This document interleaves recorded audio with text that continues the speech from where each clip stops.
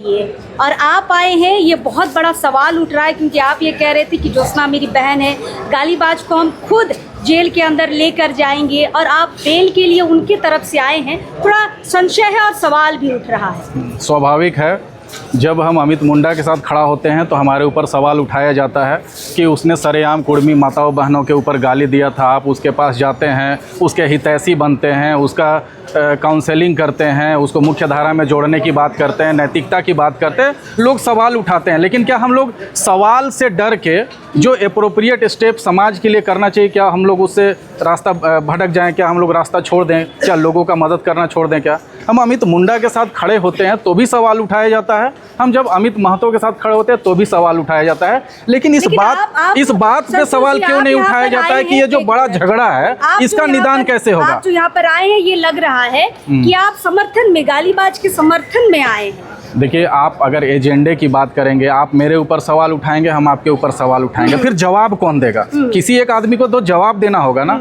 आप हम पे पैरेलली सवाल उठाएंगे, हम आपके ऊपर आपके क्रिया से कार्यशैली पे सवाल उठाएंगे, आप हमारे कार्यशैली पे उठाएंगे, तो समाधान कौन निकालेगा? मिलके समाधान तो निकालना होगा ना। आखिर ये झगड़े का समाधान कौन निकालेगा? अगर आप झगड़े का फेवर करेंगे किसी एक पक्ष से, हम किसी एक पक्ष से झगड़े का फेवर करेंगे, तो सॉर्ट आउट कौन करेगा? समाधान कौन निकालेगा? आप राज्य के जिम्मेदार नागरिक हैं, आप देश के जिम्मेदार नागरिक हैं, तो क्या आपकी जिम्मेदारी नहीं बनती है कि ये झगड़ा चाहे जिस भी वजह से है, चाहे गलतफहमी की वजह से है, चाहे तथ्यों का आधार पे है, चाहे जिस भी वजह से है, लेकिन झगड़ा तो है। इस झगड़े का निदान करने के लिए इनिशिएटिव कौन लेगा? कौन लोग इस अपने कंधे पे ये जिम्मेदारी उठाएगा कि इस झगड़े का समाधान होना चाहिए? आपके यहाँ आने का मकसद हम जानना चाहेंगे। देखिए, अमित महतो के परिजनों ने हमसे संपर्क साधा। चूँकि वो रिटायर हो चुके लोग हैं, मतलब उनके फादर की उम्र लगभग 70 वर्ष है और उनकी नहीं, वो नहीं आ पाए हैं। चूँकि हमने ही उनको बोला कि भाई आपको आने की ज़रूरत नहीं, चूँकि उस उम्र के लोगों को कोर्ट लाना और ये सब का ये करना हमें थोड़ा नैतिकता के आधार पर या मानवता के आधार पर उचित नहीं लगा। 70 वर्ष से ज़्यादा उनके पिताजी की उम्र है, लगभग 60 वर्ष उनकी माता की उम्र है। उनके घर के जितने भी लोग हैं वो अनसेटल्ड लोग हैं। ठीक है, ऐसे समय में जब उनके परिजन संपर्क किए तो हमने कहा कि भाई हम लोग खड़े होंगे अगर वो गलती स्वीकार करता है। उन्होंने पिछले बार भी जब उनकी अरेस्टिंग हुई थी तो उन्होंने वीडियो के तहत कहा था कि अगर ठीक है हमें गाली हुई, दोनों तरफ से गालियाँ हुई, कौन पहले बोला कौन बाद में बोला, हम इस लफड़े में नहीं पड़ना चाहते हैं। लेकिन अगर जाने अनजाने में किसी समाज को मेरे किसी शब्द से दुख पहुंचा है तो हम उसके लिए माफ़ी मांगते हैं। जब कोई गलती करता है उसके लिए माफ़ी मांग लेता है, फिर उसके बाद हम उसको पैरेलली टॉर्चर करें या उसको सज़ा दिलाने का पक्षधर रहें, ये मुझे नहीं ठीक लगता। गाली एक तरफ रख दीजिए, लेकिन किसी महिला को वैश्या बोलना, तुम्हारा 25 रुपया रेट है, तुम्हारा 35 रुपया रेट है, होटलों में जाती हो, डांस करती हो, ये गाली से बहुत अलग है। हाँ बिल्कुल बिल्कुल, मैं आप जो बोल रहे हैं बिल्कुल ये गाली से अलग है और इस लेवल का गाली का इस्तेमाल किसी भी समुदाय को नहीं करना चाहिए। इन सबों से हम लोगों को बचना चाहिए। हम दोनों ही समाज के लोगों को यह अपील करना चाहते हैं कि माँ बहन की गाली देना या किसी के मान सम्मान को ठेस पहुँचाना, वो महिला है या पुरुष है या किसी समाज से हैं, लेकिन आप उनके मान मर्यादा का ध्यान रखते हुए अगर विरोध और समर्थन कर सकते हैं तो करिए। अदरवाइज बहुत सारी चुनौतियां आपके परिवार से जुड़ी हुई हैं, शिक्षा से जुड़ी हुई हैं, रोजगार से जुड़ी हुई हैं, उस पर फोकस करिए। आप ज्योत्सना के साथ हैं? मैं हमेशा से ज्योत्सना के साथ में रहा हूं। उन्होंने मुझसे कॉल भी किया था, मैंने उनको बोला भी है कि बहन आपके साथ जो हुआ उसके मैं सख्त खिलाफ हूँ, ऐसी बात नहीं होनी चाहिए। आप उनसे भी पूछ सकते हैं कि मैंने उनसे बात किया है या उन्होंने मुझसे बात किया, तो मैंने समन्वय बनाने का प्रयास किया हुआ है और मैं आज भी इस बात का पक्षधर हूँ। जो महिलाओं के लिए वैश्या बोल के है ना शब्द निकालते हैं, तो ऐसे लोगों को बेल मिलना चाहिए। संतोष जी, समाज में रहने लायक हैं ऐसे लोग? देखिए, ये तो जज हैं, न्यायाधीश हैं, उनके विवेक पे निर्भर करता है। बेल देना कानून के अंतर्गत आता है, उस पर दखल अंदाजी करने का आम नागरिकों को ऐसा नहीं लगता है कि थोड़ा दिन अंदर रहेंगे तो शायद थोड़ा सा उनमें परिवर्तन आए, सोचने समझने की थोड़ा सा वो एक शैली जो होती है वो समझ पाएंगे अंदर में रह के?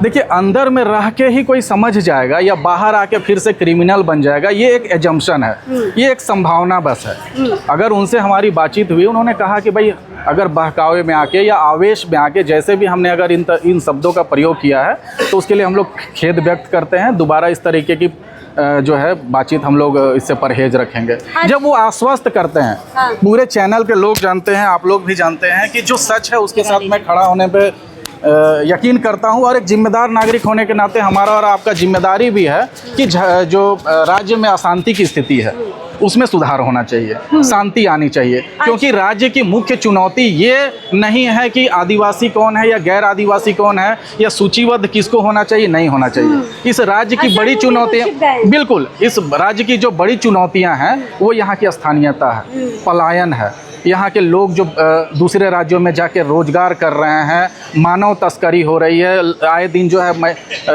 आदिवासी बहनों के साथ में दुराचार हो रहे हैं। तो असल चुनौतियाँ ये हैं, ना कि हम लोग, तो दोनों समुदाय इस पे बात नहीं कर रहा है। हाँ, तो बस आदिवासी बनने की होड़ चली हुई है। हाँ, देखिए, आदिवासी बनने की होड़ है, ये एक संवैधानिक प्रक्रिया है, लेकिन जो राज्य की चुनौतियां हैं उसके साथ कदम ताल करने का या राज्य की चुनौतियों के लिए आवाज उठाने का जो प्रयास चल रहा था यूथ का, युवाओं का, उसको मजबूती मिलने चाहिए। यहाँ तो पक्ष विपक्ष होता जा रहा है, पूरी बड़ी आबादी दो हिस्सों में बढ़ती जा रही है, राज्य के लिए दुखद है, दुख का विषय है। आंदोलन के लिए क्या कहना चाहेंगे, क्योंकि ये गाली देना, अमित महतो का जेल जाना, ये गालीबाज, ये सारी चीज इसी आंदोलन से निकल कर बाहर आए हैं। देखिए, ये आंदोलन अगर होता, कोई भी आंदोलन होते जिसके सकारात्मक परिणाम आते, मैं ये कहना चाहता हूँ कि इस आंदोलन का अंतिम लक्ष्य क्या होगा। ये जो विरोध का आंदोलन चल रहा है, इसका अंतिम लक्ष्य क्या होगा?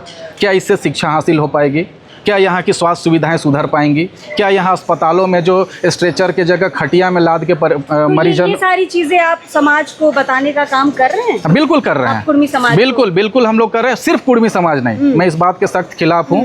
राज्य को समाज में बांटने का ना किया जाए। राज्य राज्य है और यहाँ के तमाम आदिवासी मूलवासी, यहाँ के लोग जो हैं वो राज्य के समान नागरिक हैं। आदिवासी नेता से इस मुद्दे पे बात हुई है, किसी अगवा से बात हुई है कि आंदोलन को अब समाप्त किया जाए दोनों तरफ से? पिछले दिनों जितने भी चैनल्स लोग ने हमसे अप्रोच किया, उन सभी प्लेटफॉर्म में हमने अपील किया है कि वैसे तमाम बुद्धिजीवी जो दोनों ही पक्षों से आते हैं, दोनों ही वर्गों से आते हैं, वो पहल करें कि आखिर इस झगड़े का निदान कैसे निकाला जाए, एक समन्वय बनाया जाए। समन्वय इस बात के लिए बनाया जाए कि जो राज्य के असल मुद्दे हैं, उन मुद्दों पे लड़ने के लिए जो हम लोग कदम ताल मिलाते आए हैं शुरू से, चाहे राज्य के आंदोलन की बात हो, चाहे देश के आंदोलन की बात हो, ये जाति आधारित चीजें जो है ना कभी थी ना कभी होनी चाहिए। हम लोग समन्वय बनाने का लगातार प्रयास कर रहे हैं। आज कोर्ट में क्या हुआ? कोर्ट में उन्होंने शायद नेक्स्ट डेट के लिए बोला है कि अगले डेट पर इसकी सुनवाई की जाएगी। कब है अगली डेट? वो तो अभी पेशकार वगैरह डेट अनाउंस करेंगे, तुरंत में डेट क्लियर नहीं होता है। हाँ, लेकिन बाहर आ गए संतोष जी, अमित महतो बाहर आ गए और यही रवैया रहा, यही गाली देने वाला वीडियो उनका चलता रहा या नई नई वीडियो और बनाने लगे, तब तो नुकसान है। देखिए बहन, एक चीज़ बताना चाहता हूँ। जब अमित मुंडा जी से हमारी बातचीत हुई थी, उनके साथ में उनकी सगी दीदी खड़ी थी। उन्होंने कहा कि दादा, हम लोग कैसे ये लड़का बोल गया, हम लोगों को आश्चर्य है इस बात का। हम भी माफ़ी मांगते हैं। अमित मुंडा भी बोला कि हम लोग कुर्मी आदिवासी हमेशा से भाई रहे हैं, एक दूसरे से मिल के साथ जीवन यापन करते रहे हैं। अब उसके बाद जब उसने सामूहिक रूप से माफ़ी मांगी, सब चीज़ें सामान्य हो गई, उसके बाद भी हम देख रहे हैं कि वो वीडियो बना रहा है। ठीक है, उसी तरीके से अमित महतो से जब हमने संपर्क किया, उन्होंने माफ़ी मांगा, उस दिन वीडियो में भी समाज के सामने माफ़ी मांगा। लेकिन अगर भविष्य में वो फिर से गाली वाली देने लगता है तो उस समय हम लोग खड़े नहीं होंगे, उस समय हम लोग नहीं खड़े होंगे, नहीं आएंगे, बिल्कुल नहीं आएंगे। देखिए, सबकी एक गलती माफ़ होनी चाहिए। अगर आवेश में आके, हाँ, पहली गलती माफ़ होनी चाहिए। आवेश में आकर या प्रतिशोध में आकर या उकसावे में आकर या प्रोवोक होकर अगर किसी ने कुछ कह दिया, अब उस बात के लिए वो बंधन कर रहा है और दोबारा इस बात की गलती नहीं दोहराएगा, ऐसा आश्वस्त कर रहा है, तो क्या हमें खड़ा होना चाहिए ना। लेकिन हाँ, अगर इस बात के लिए वो आदी होगा, इस तरीके के भाषा के लिए वो आदी होगा, तो उसके लिए हम लोग भविष्य में निर्णय लेंगे। चलिए, तो संतोष जी